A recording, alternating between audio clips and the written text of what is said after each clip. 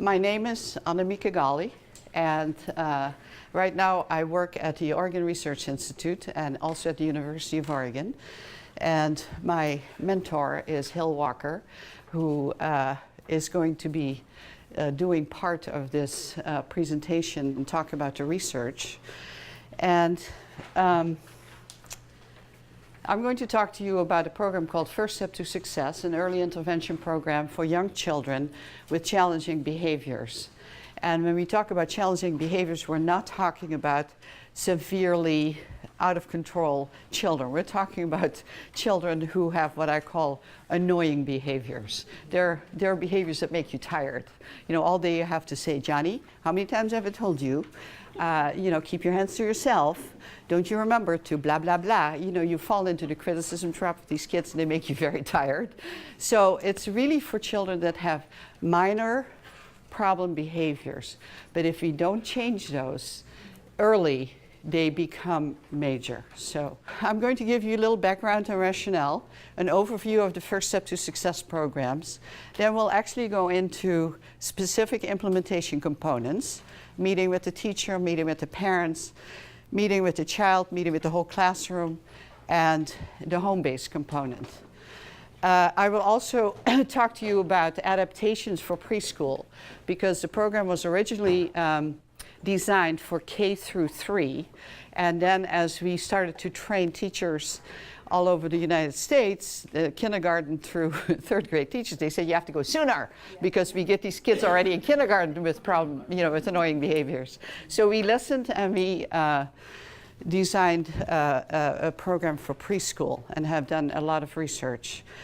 We'll have a debriefing and wrap up. You're more than welcome to ask questions throughout. So, and if I'm going to cover it later, I'll talk about that later. But if you have questions, please let me know. So,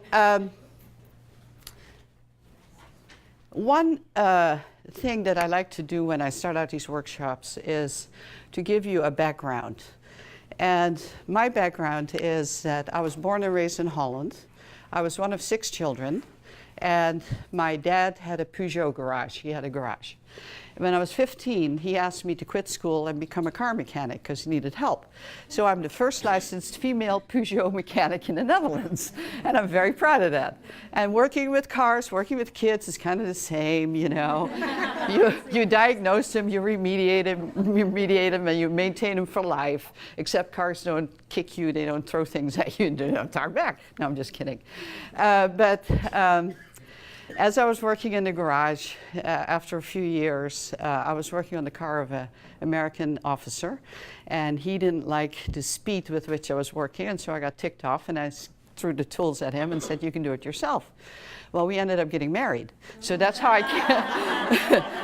ended up coming to this country. And I was going to be a mom and a housewife in the States, which in Holland, being a mom and a housewife is still a very honorable profession, and I was looking forward to that. So we moved to Eugene, Oregon eventually, and had 2 children, Mark and Yvette. They're 4 years apart. Mark is the oldest. And life was great. Awesome. Kids were great. Everything was great until Mark started first grade in Eugene. And after about 3 weeks, the teacher calls me and she says, you know, I'm very concerned about Mark. When he's in small group instruction, he doesn't focus. By 10 o'clock in the morning, he's sound asleep on his desk. And I was a good mom. You know, I was doing all the right stuff.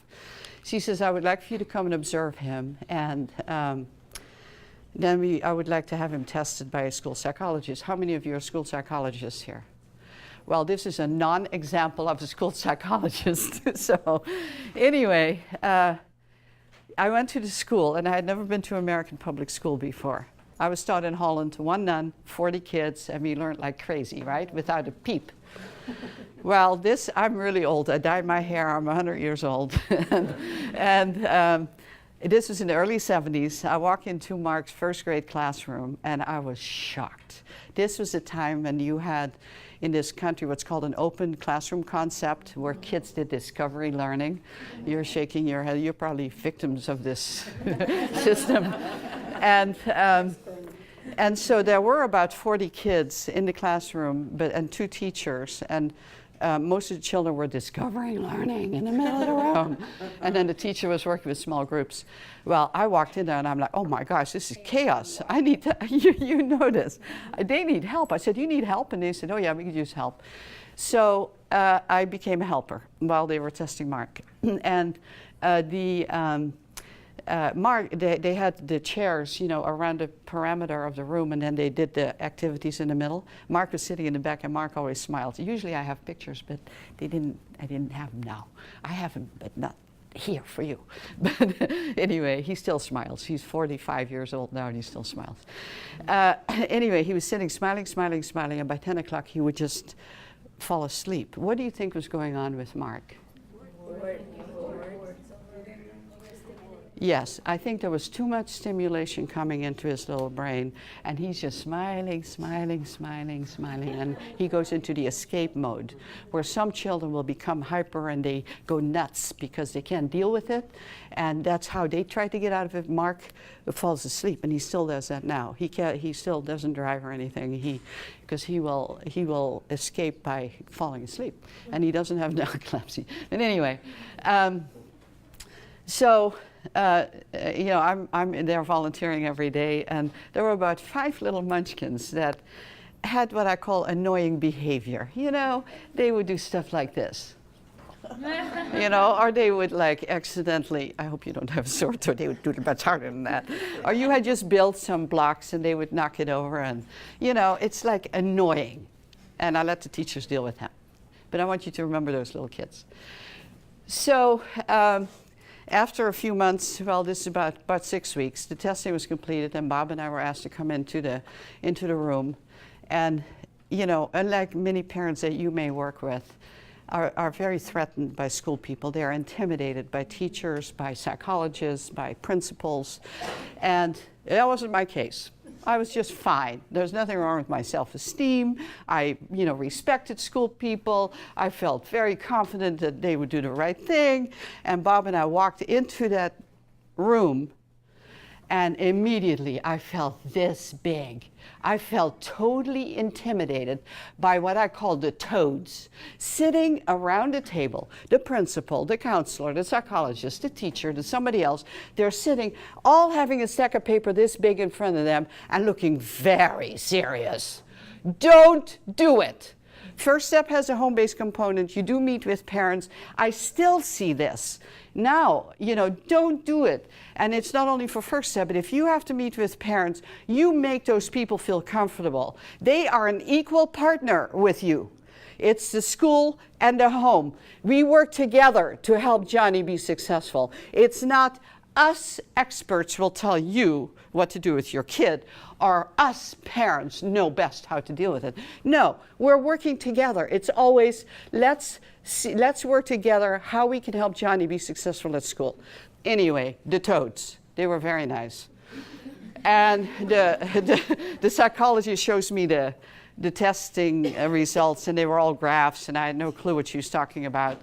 But she says, I'm not sure what's going on with Mark, but I'm sure that he has minimal brain damage and he will never learn to read or write. And I still get chilly bumps on my arms because I remember that moment. I burst into tears.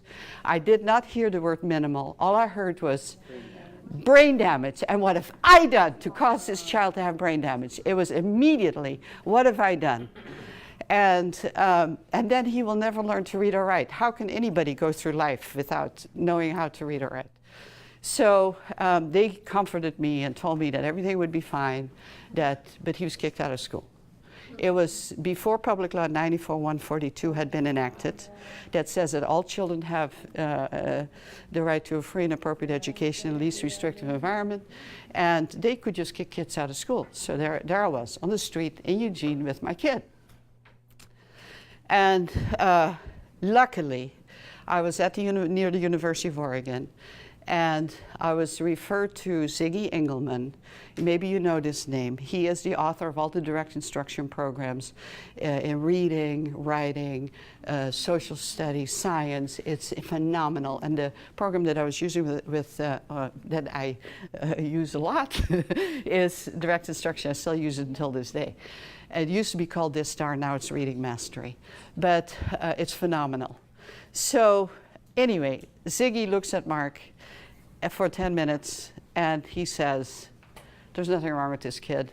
He needs to learn to stay on task, and you're going to teach him. And I said, I'm a mechanic. I don't know how to teach. I'll teach you. So he taught me how to teach Mark in reading. And why I tell this story, one of the reasons I tell this story is that Engelmann used exactly the same 5 basic effective teaching principles that now, 35 years later, are not only effective research-based teaching principles for academics, but also for behavior. Clear expectations. Teach the expectations through examples and non-examples. Minimize a lot of attention for minor inappropriate behavior. Give tons of specific positive reinforcement, and have very clear consequences for unacceptable behavior. That's it. That's what he used with Mark, and that's what we still now use in very effective, interventions in schools and so on. So anyway, this was in November when I talked to Engelmann. By December, Mark has mastered all of the first grade curriculum and part of the second grade curriculum. And I know how to teach reading. So I went back to the school with the toads. And I said, do you remember me? I'm the mom with the kid with the minimal brain damage. And listen to my son read. And they listened to him and they were blown away. I said, not only does he know how to read, but I know how to teach reading. What happened to those 5 little munchkins? Remember, who kicked you in the toe and who pushed you? And the principal says, well, they're a mess. They're spending most of their time in timeout or being sent home, and they're not doing well. And I said, well, I like to teach him, because Engelmann never charged me a dime, for helping me. So I went every day to that school for 45 minutes, used the same materials, and by May of that year, those 5 kids had not only surpassed the rest of the class in reading, but also their behavior had changed incredibly. As you know, if children are not doing well academically, they often, have problem behaviors. So we have to always teach them at their academic level and not just have behavior and academics can never be separated. It always goes together. If the work is too boring or too difficult, you can end up having behavior problems. So you need to work together. Anyway, it was cool. So we moved to Germany. I was there for 4 years. I went to the principal and said, do you have any kids that don't know how to read? It was an American independent school, and he had 600 kids. And he says, oh, we have lots. And I said, I know how to teach them. And he said, well, I don't have any money. I said, I don't want money, I just want kids. So for 4 years, he gave me the basement of a housing unit, and for 4 years I taught every day from 9 till 3 kids reading, from K through 6. And I always was in touch with Engelmann, and he helped me problem solve. Never failed to teach a kid to read. So came back to the States, and Engelmann said, we need an assistant at one of his local schools. And he says, I think you should do it. And I said, I don't work for a living. I just teach kids. And he said, well, go look. So I went to look, and yep, they need me here. So they hired me for $3 an hour to do an hour's worth of reading intervention with kids. And the only quiet place was a bathroom. So I had this bathroom with my expectations and my reinforcing and my 3 little seats, and I'm sitting on the pot, and we're doing the reading. And then a week later, they hired me for 3 hours a day, and now I'm 3 hours a day in the bathroom teaching 3 little groups of reading. And the following week, I'm hired full time, and I'm in the bathroom all day long teaching reading. And I did that for about 7 or 8 months. And then I became a full-fledged teaching assistant. And I got to go out in the classroom, and I was a teacher helper. And I loved my job. I did all this stuff like playground duty and getting coffee for people and running dittos and teaching little groups. I loved my job. I did it for 4 years, and I still would have been a teaching. Are any of you teaching assistants? Good. I loved my job, and I would have still done it if she hadn't abused me.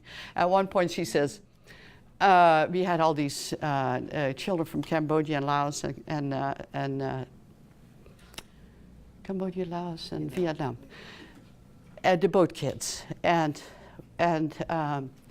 I was working with them, and those kids were like at 6:30 in the morning, they were sitting in front of the school without shoes on, waiting to be taught, and I loved working with them. And so they would call me 20 times a day after school. Golly, spell boat, B-O-A-T, boing. 5 minutes later, phone would ring, golly, spell whatever. And they were working, you know, and I loved it. And one day, this Cambodian kid, Pot, he hadn't called. I said, Pot, you haven't called. And he puts his eyes down, he says, Mrs. A says, not call you, call her. You're not a real teacher. And I was so ticked off. I was 38 years old, and I went straight to the community college and got my GED, and eventually got a master's in special ed, and got a classroom at Santa Clara Elementary School, where I worked for almost 20 years in special ed, and I had a whole range of disabilities, K through 5. I had kids with fetal alcohol syndrome, Down syndrome, autism, behavior problems, you need the whole range. I had 65 kids at the end when I left there a couple years ago. 2 teachers, 2 assistants, and we had a fully integrated system. And well, I'm going to talk about that a little more, but I was particularly good with kids who had behavior problems. But you know what? If you're working with children with problem behaviors, you don't get them until they're 8 or 9 years old. And you know, you go down to the 2nd grade teacher and you say, how was this kid when you had him? Horrible. You go to 1st grade, how was when you had him? Horrible. You go to kindergarten, how was this kid when you had him? Horrible. These kids already had experienced 3 years of failing, you know, problems and disappointment and so on. And finally, they are identified as behaviorally disordered or whatever, and then they end up in special ed, and then you're supposed to fix them, which is politically incorrect, to get them on the right path. And I was really good at that, but I kept thinking, man, if I could just get these kids when they're young, you know, it would be so much easier. So lo and behold, Hill Walker at the University of Oregon, my school district and Oregon Social Learning Center and Oregon Research Institute, at that time wrote a grant to develop a program that would target students who walked into the school doors, which in Oregon is a kindergarten, and already showed signs of problem behaviors. And they wanted to develop a program that worked with the child, the classroom, the teacher, and the parents. And I heard that, and I was right in the middle of my Ph.D. program. And I said, ooh, I want to see how they do this. So I went to Hill Walker, and I said, how do you do this? And he says, well, you can come over every Thursday night, and I'll show you. So we met every Thursday night. I became one of their first coaches. The program was called First Step to Success. And it kind of became like totally cool. It was like really a cool program. Very easy to implement. We had lots of success with it. And so now I'm teaching most of the time, and I'm also training teachers throughout the United States and Oregon on using First Step. Well, like I said, most of those teachers were kindergarten through 3rd grade, and they said, oh, you need to go sooner.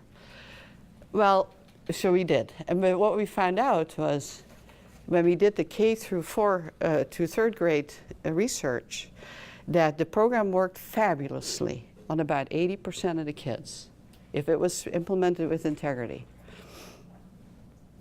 But if the classroom was not a positive, predictable environment, the minute the coach would leave, the kid would fall back into the old patterns again. So we added a classroom management component. Okay, great. Now we have the coach working with the child, the class, and the parents, and the kid's doing great in class, the teacher's doing great in class. Now the kid goes to recess. They go on the bus. They go, you know, to lunch. That's where they fall apart. Oh, so we really need to have a school-wide system. And it was about that time, about 15 years ago, that people started to develop positive behavioral intervention supports. And so that's when Jeff Sprague and I wrote a book called Best Behavior, Building Effective Schools Together. It's a staff development guide, K through 12, on how to set up positive behavioral intervention supports in school. And guess what? Those schools who have positive behavioral intervention supports in place and who are implementing it with integrity and who follow the 5 basic principles that I mentioned to you earlier, they are having enormous success. It's a good thing. So let's see. So now I I get to go all over the world. Actually, I have research projects in Turkey. I have the books have been translated in Dutch. So I have been in Holland for the last 4 years, putting positive behavioral support and First Step to Success, you know, in motion. And it is really, really cool. And it is not rocket science by any means.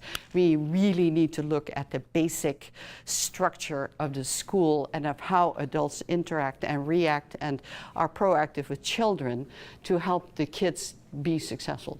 Kids, it is more challenging these days, but kids are great. 95% of the time, if you tell children what you want them to do, how to do it, and you let them know when they're doing it, they're doing great. And then we have special little programs for that small percentage who needs more. So that's sort of the rationale. So how many of you are familiar with positive behavioral intervention supports? Great. Well, this is the model that people use. If you do certain things with all children, such as social skills teaching, specifically teaching social skills to all children, not just the kids who are having a deficit, but to all children. Positive, proactive discipline. And discipline comes from the Latin word disciple, which means to teach. It does not mean to punish. And when I go to schools and I say, what is your discipline plan? They give me a book this big on how to kick kids out of school and how to punish them. No. What are you doing proactively? How do you teach children to make positive decisions so that, you know, they make choices about how they act? And it has to be positive and proactive. Teaching social behavioral expectations. This is the biggest thing when you're working with little tiny kids. How to walk into the classroom, where to hang their coat, how to wash their hands, how to ask for help the right way, how to ask to get a drink. All that stuff you need to teach specifically. Too many teachers commit to what Anita Archer, my dear colleague, calls assume-icide. You assume that these kids come to school knowing how to do this. They don't. Many of them do, many of them don't. And if they do, it doesn't hurt them to get retaught again. Just like when you came in here, Tuma came up here, she gave you the expectations about what you could do, what you couldn't do, what you should do, and you feel safe because you know now that you go to the bathroom. We had a person who was really concerned about, she says, this is being videotaped. You know, what if I need to go to the bathroom? You know, and this is, for a kid, this could be a very concerning thing. Oh my gosh, what do I do? If the expectations are clear, you feel safe. So you want to make the environment predictable and having extremely clear expectations about, you know, what they can do, what they can't do, and how they can get help and so on. But this is the biggest thing, teaching this. Active supervision and monitoring. And that doesn't mean that you have 500 kids on the playground and you kind of walk around with your assistant and you talk about last night's movie. Active supervision means you take this part of the playground, I take that part of the playground, and I'm going around. I noticed that you came off of the swing the right way. That was very responsible and safe. I saw that you put the ball away when you were finished playing. Excellent. I noticed that you guys, when the bell rang, you lined up right away. I saw. If you don't learn anything from me today, use those words for positive behavior. I noticed, I saw. I noticed that you picked up your dishes and put them in the sink. And the best thing is if you use the kid's first name. Research is very clear. The more you use the kid's first name attached to a positive statement, the better it is for their self-esteem. Johnny, I saw that you used walking feet when you came in this morning. Sally, I noticed that you brought in your homework and put it in the basket. Every little thing, notice this, for every negative statement that you make or criticism that you give to a kid, you need at least 4 positives for that same child to negate that one negative. So, you know, sometimes you do have to say no. No, that's not okay. That's unacceptable. And then a little bit later, oh, I noticed that you put your name on your paper. Excellent. You know. And you don't have to be emotional about it. Simply noticing. Very, very, very helpful. And the same with parents. I usually tell parents, if you see a clock, see if you can make a positive statement to your kid. You know, if you happen to look at you and say, oh, Johnny, you're watching TV so quietly. Good for you, give him a little hug. You know, kind of thing. Have parents notice their kids doing the right thing. So anyway, active supervision, very important. Positive reinforcement systems. They work. And positive reinforcement systems are the kinds of things that are not necessarily for the kids, but they're for the teacher. We have to change teacher behavior. So I'm the teacher, and I have these things called Scoobies, and you get them in a craft store where they make little pot holders and loops and things. Okay, so here is my, let's see, I think I will make you he is my focus child, this guy here. He's my focus child, so he needs lots of attention. He needs lots of attention. So it's really hard to, as a teacher, to give him lots of positive attention because he kind of is like a pain, right? So today he's going to be my white guy. So I'm going to do this. I noticed that you were smiling when I was talking. That really is awesome, and I teach. Now I'm going to go over here. What's your name? Bob. Bob. Actually, Robert. So. Would you like Robert? No, Bob. Bob. Not after seeing Bob, you're doing an awesome job keeping your hands to yourself during class today. Excellent. Teach. I have told myself as a teacher that by recess, I have to have given Bob 3 of these white things. And it's a very nice way to train the adult, you know, to notice this guy. So now we're going to go over here. I'm going to go to my other token meal. I think you did so cool. Hi. You know, I noticed that you came in very quietly this morning. That was awesome. You used walking feet. Excellent job.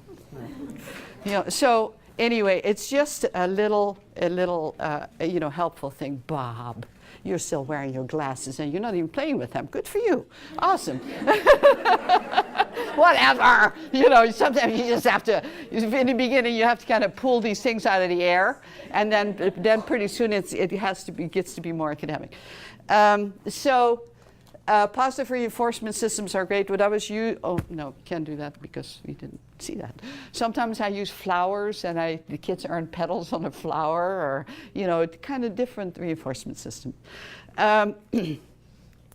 Firm, fair, and corrective discipline. Now, let's say that we have kids who use foul language in the classroom. And the rule is that we use appropriate language, okay? So now we have this kid that uses the F word all the time. We'll let you use the F word. She uses the F word, and I say, that's not okay in this classroom. We don't use that kind of language. You have lost your privilege to be here. Out she goes. 2 days later, you know, we're teaching, and here she uses the F word again. It's not appropriate in this classroom. We don't use the F word. Out you go again. What's wrong with the? She likes going out of the class. It's not working! Consequences only work when the behavior changes. So if the behavior doesn't change, if you have to do the same punishment over and over and over, your punishment is not working. That's why you must use database decisions all the time. Database decisions simply mean counting, you know, and observing. What time, you know, does she use the F word? Every time it's before math. That's kind of interesting. You know, maybe it's escape. Maybe math is boring or too difficult. So she says the F word, and she gets to go out. She doesn't have to do math, and she probably gets a lot of attention in the office. And so if it's not working, it's I mean, if the behavior does change, it's not working, you have to do something different. The adult always has to change before the child changes, okay? So then we have database, oh, I said that already. Database decisions making. If you do that, 85 to 90% of the kids are going to be awesome. And this is the same for academics as for behavior. The triangle really can be split in half. And you can do the same kind of thing for academics. Then we have some kids who need more. And first step is what we call, what do we call it? A selected intervention, okay? It is not a universal intervention. It's a selected intervention. You have this in place, but now you still have a couple of kids who need more support. Then first step is one of them. Maybe they need increased academic support. First step is not going to help with teaching a kid to read or write or do math. They need to be academically at their level, okay? First step is going to help with keeping the child on task, keeping them motivated, teaching them to follow directions and so on, but they have to be able to do the academic work in order for the program to work, okay? So, or maybe they need more social skills training. Maybe they need an adult mentor, like in the check-in, check-out program. Then there are a few children who need a whole lot more. First step doesn't work for children who are throwing chairs, running out of the room, you know, having lots of other issues, because the teacher for a child like that needs much more support. You can do it eventually, you can use first step, but not as an initial intervention, because first step is only used with very small periods of time during the day, which I'll tell you about more. So, so it's not intended for high-risk kids. It's more for children who, you know, not really need a little bit more. Okay, so here are the principles that you're going to see at least 17 times today, because that's what Anita Archer says adults need to get it. But I'm sure you already have it. Who benefits from first step to success? Young children who have trouble dealing with school demands, like following directions, getting along with others, completing school tasks. Remember, minor problem behaviors. Who else benefits? The teacher, because the teacher starts to focus on positive behavior. Truly, I shouldn't tell you this, but this program truly is more about changing adult behavior than it is child behavior.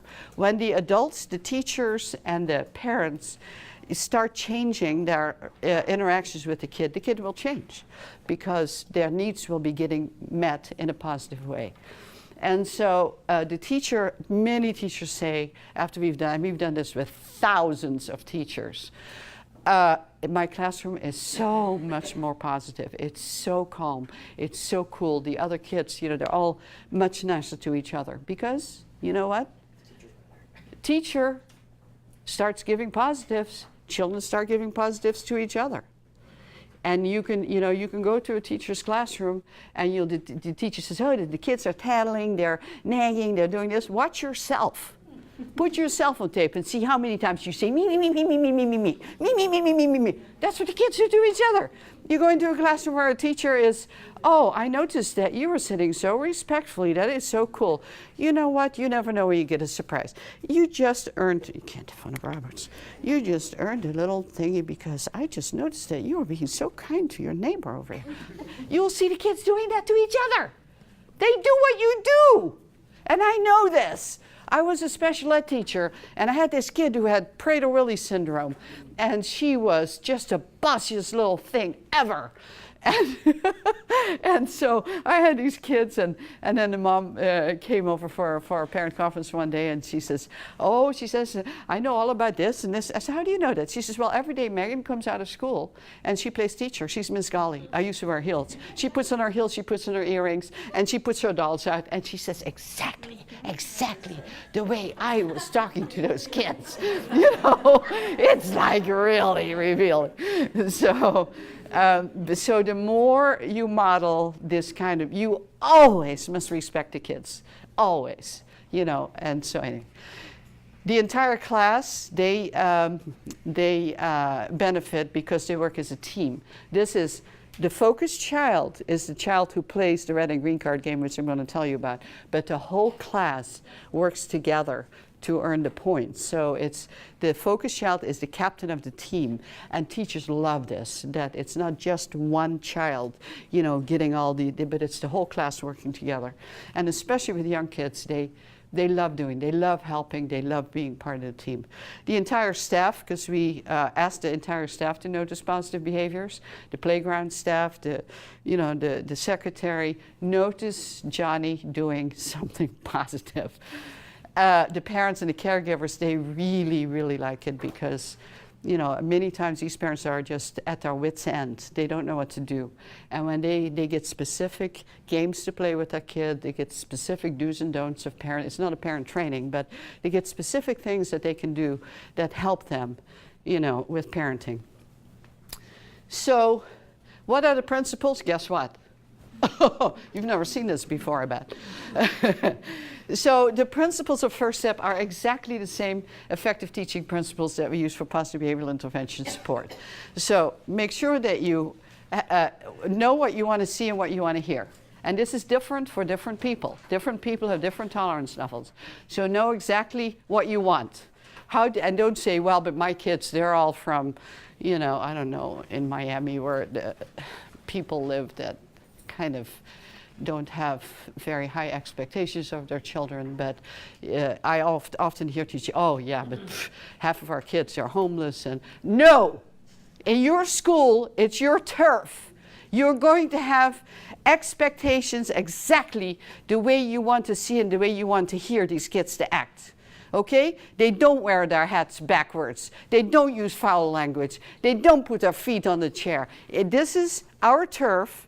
This is our school, these are our kids, and this is what we as a staff want to see. We want to see kids, you know, using respectful, responsible, and safe behavior. And that's why PBS is so cool, because the whole staff agrees on what that is. And then you can, as individual teachers, you know, you can help the kids learn that.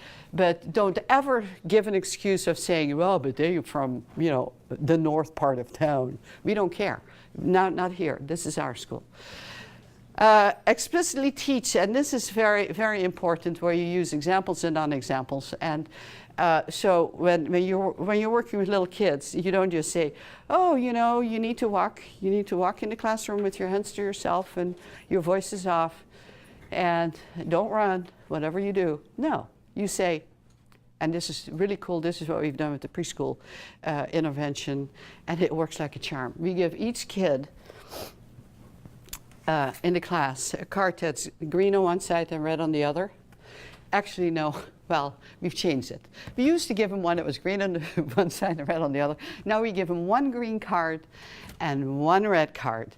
They hold the green card in their right hand and they hold the red card in their left hand, and they put the cards behind their back.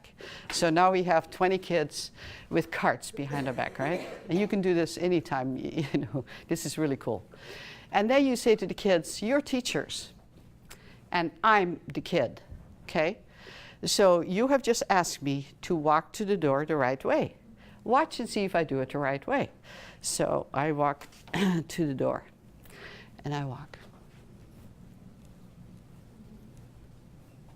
Did I walk the right way? What color do I get? Green or red? I get green because I did it the right way. Green means you're doing great. Keep doing what you're doing. You're doing a good job. Oh my gosh, all of you put up your green card. You're awesome teachers. Look at that. Excellent. Let's do that again. So now, okay, you've just asked me to line up.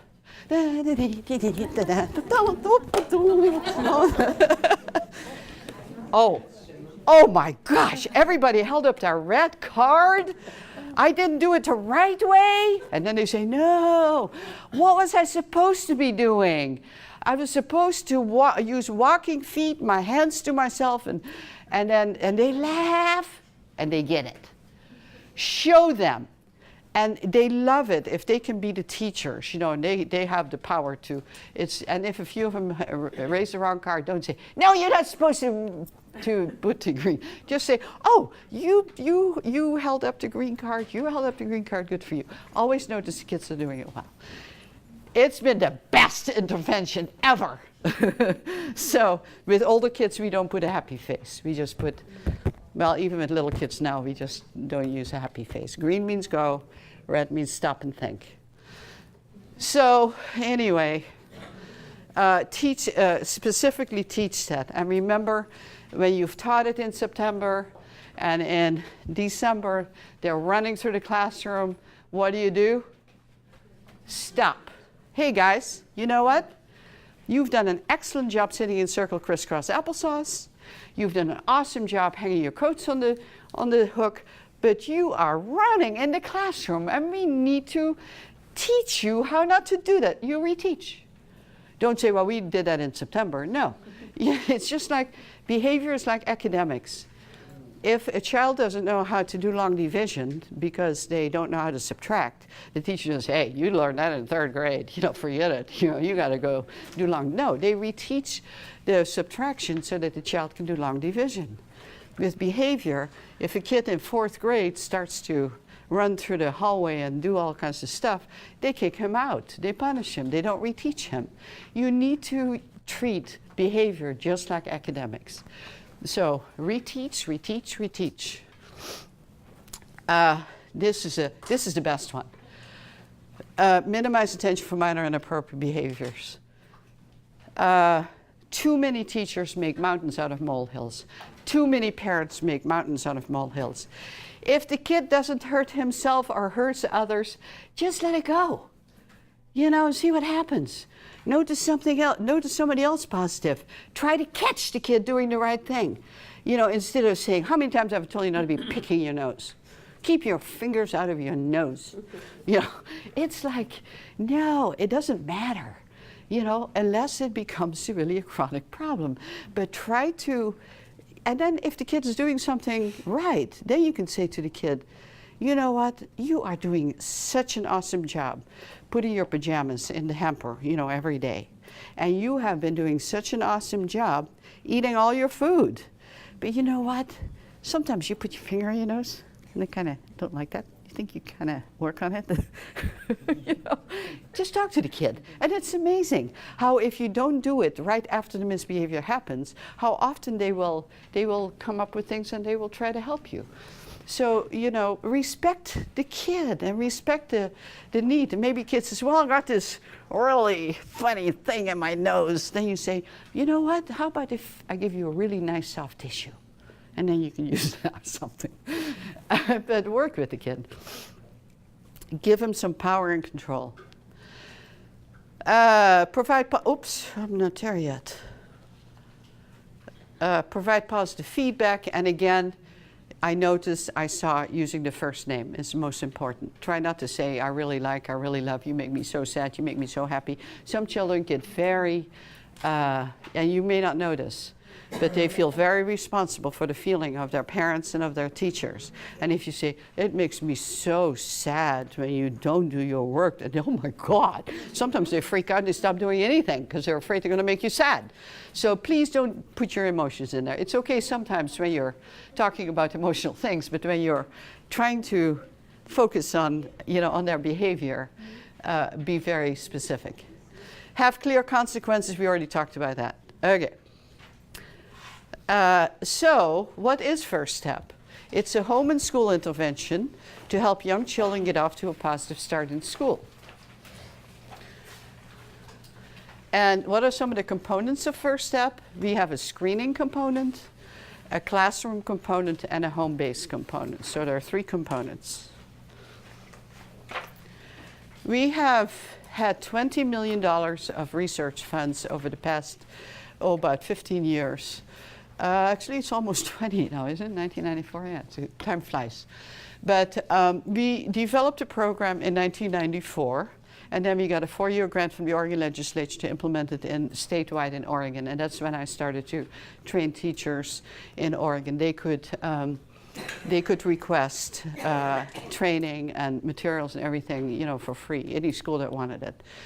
And it was so incredibly successful that we got another 4 years from them to continue that. But then as we were training these kindergarten teachers, we found out that they said, you need to go earlier. So then we decided to write a Head Start grant, and we got a 4-year grant to adapt a program for Head Start. And what we found in Head Start, and I know there's some Head Start people here, and I don't know if it's the same here, but what we found with Head Start was that many teachers were not teaching those basic classroom management expectations. And they were, again, the teachers were assuming that little 3- and 4-year-olds knew how to walk into a school, how to sit for 10 minutes, you know, without getting up and all. And kids, they don't do that at home. You have to teach them how to do that. So we added the classroom management component. And then we did a 5-year efficacy study with diverse cultures in Albuquerque. And I'm going to show you some data on that. And after that, the efficacy study is when the researchers, the developers, go into an area and they give lots and lots of support. So I went to Albuquerque, I trained the teachers, I trained the coaches. When there was a problem, I'd go into the classroom, I'd help them, and you give lots and lots of support. That's efficacy. Then the next level is effectiveness.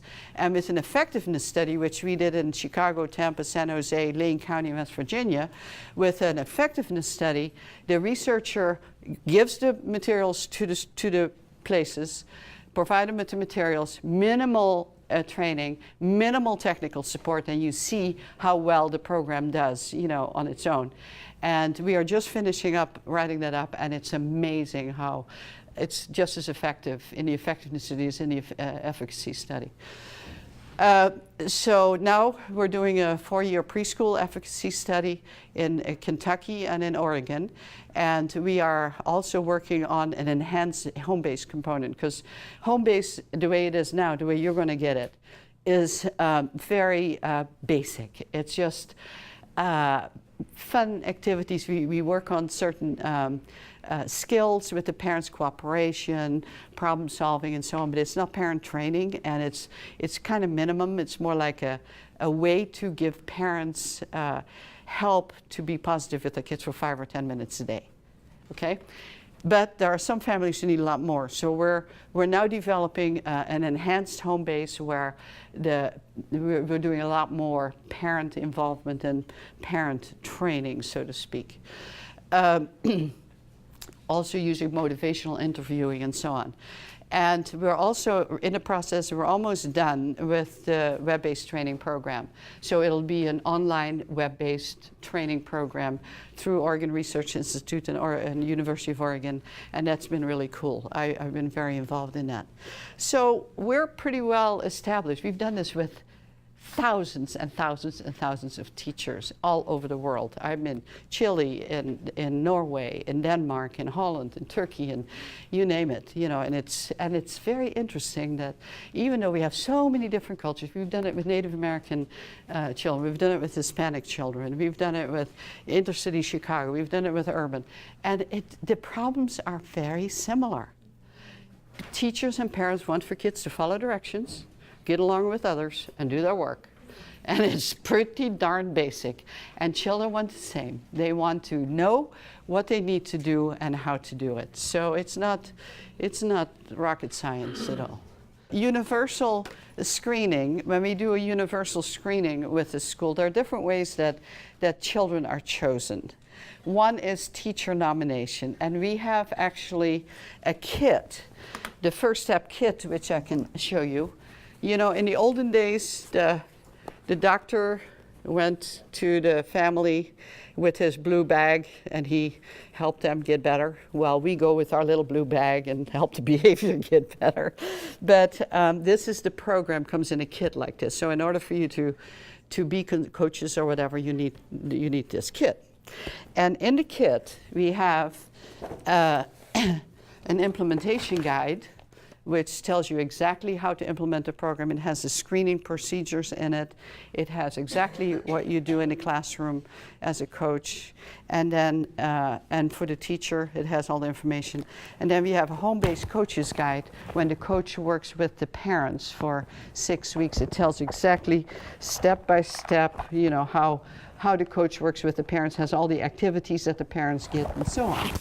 The parents get a parent handbook, and they also get a a little kit with stickers and pens and a timer to play the games that we give them. Every week parents get a, these have to be perforated, but they're little cards. So they get like a ring with cards on them that have activities they can do with their child, and it also has, the yellow ones are parent tips, do's and don'ts of good parenting.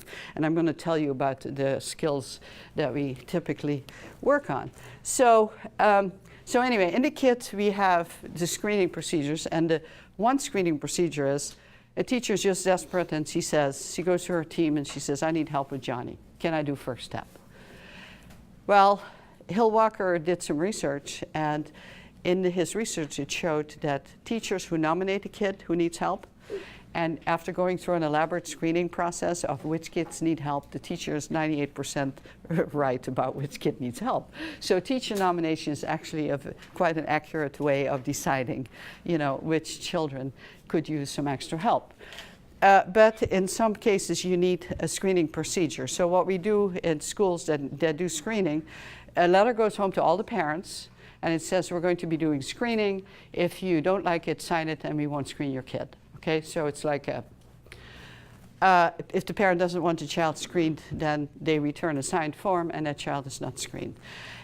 The children who are then screened, the teacher looks at their class list, and they pick 5 of the most, the children that are most acting out or have externalizing behaviors, and they look at the children who have internalizing behaviors, children who may benefit as well. Then they rank order these children. They pick the 3 that they think would benefit most, and then the teacher will complete early screening project skills, rating skills. And that's most of our research is based on the pre and the post of these rating skills and direct observations.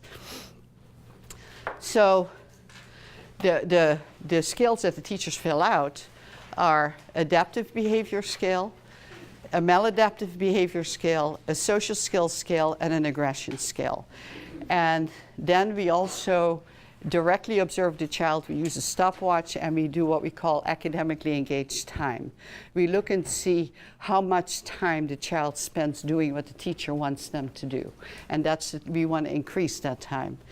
So this is the original, in 1994, when we did the original intervention.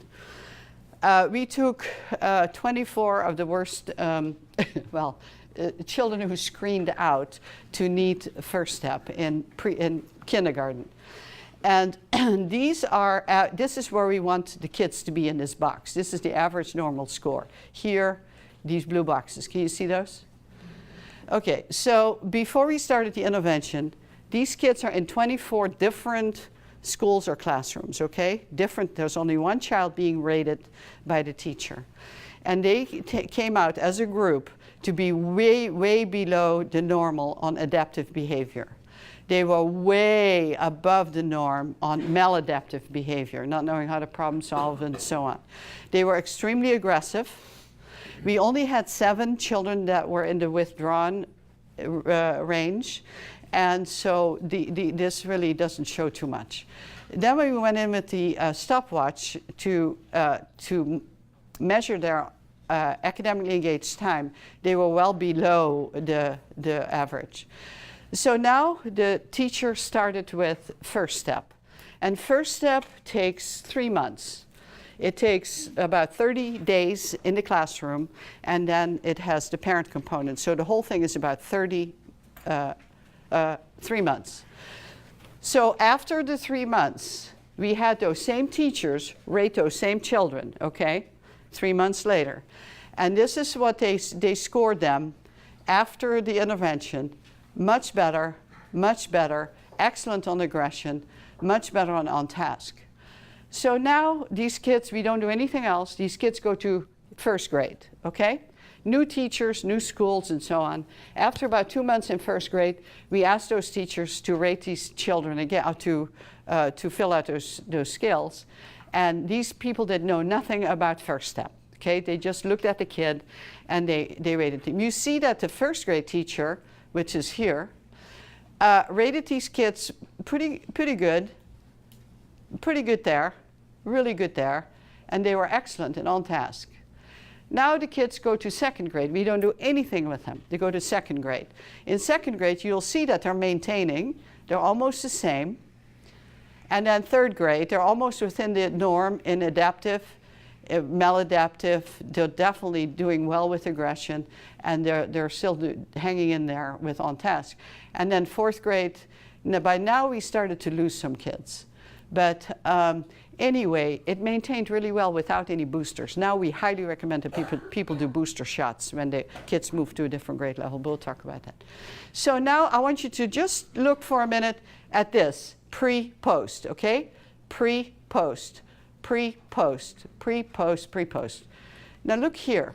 This is in Miles City, Montana. We had 12 kids, and they did pre-post, pre-post, pre-post, pre-post.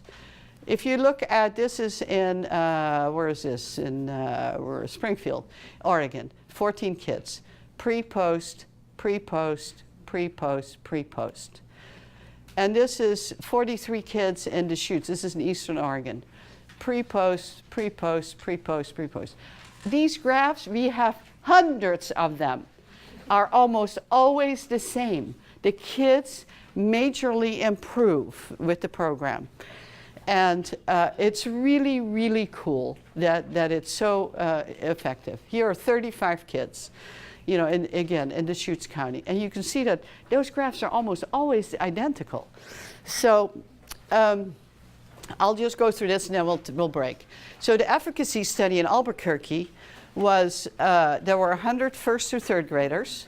27% was female, 61% Hispanic, 19 was English as a second language, and 63% got reduced or free lunch, and the mean age was 7 years and 33 months. 7, 3, and 33 months? Oh well, whatever. Anyway, we had the control.